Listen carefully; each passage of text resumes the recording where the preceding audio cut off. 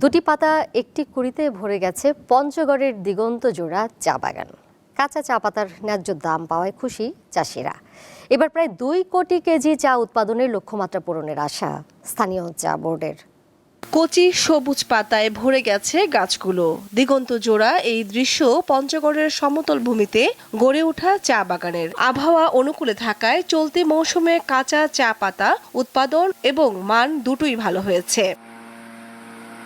পঞ্চগড় ইতিমধ্যে দেশের তৃতীয় চা অঞ্চল হিসেবে পরিচিতি পেয়েছে। গত 2 যুগে 4000 হেক্টর সমতল ভূমিতে চা চাষ হওয়ায় জেলার কৃষি অর্থনীতিতে নীরব বিপ্লব ঘটেছে।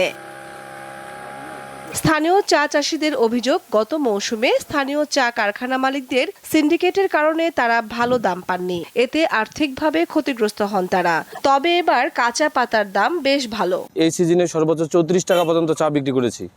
এই রেটটা থাকার কারণে আমরা লেবার পেমেন্ট থেকে শুরু করে চা পেমেন্ট যেভাবে পাচ্ছি, এতে আমরা অনেক খুশি। নিলামও দাম বৃদ্ধি পাচ্ছে, আমরা ভালো মানের চা পাতা উৎপাদন করতেছি। আলহামদুলিল্লাহ অনেক সুন্দর, ভালো একটা দাম যাচ্ছে।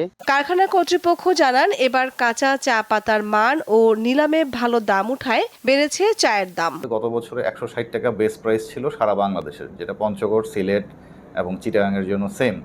তো বেস প্রাইসে একই যেহেতু ছিল, আমাদের পঞ্চগড়ের চাটা কম বিক্রি হয়েছে। এবছর যেটা হয়েছে, পঞ্চগড়ের চায়ের বেস প্রাইস করা হয়েছে 170 টাকা। চাষিরা এবার ভালো কাঁচা চা পাতা উৎপাদন করতেছে, যার ফলে আমরা ভালো মানের চা তৈরি করতে পারি। এ কারণে অকশন মার্কেটে চায়ের মূল্য অনেক বেশি। পঞ্চগড় আঞ্চলিক চা বোর্ড জানিয়েছে, চলতি মৌসুমে উৎপাদন লক্ষ্যমাত্রা ছাড়িয়ে যাবে। বোর্ডের মনিটরিং ঠিকমতো থাকে, তাহলে আশা করি 2026 সনেও আরও তীব্র প্রতিযোগিতার সম্মুখীন হবে। বর্তমানে 30টা কারখানাতে ম্যানুফ্যাকচারিং হচ্ছে, আর 26 সনে 32টা কারখানায় ম্যানুফ্যাকচারিং হবে।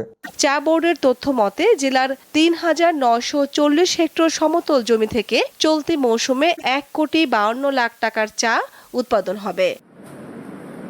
আমরুন নাহার, দীপ্ত বার্তা কক্ষ।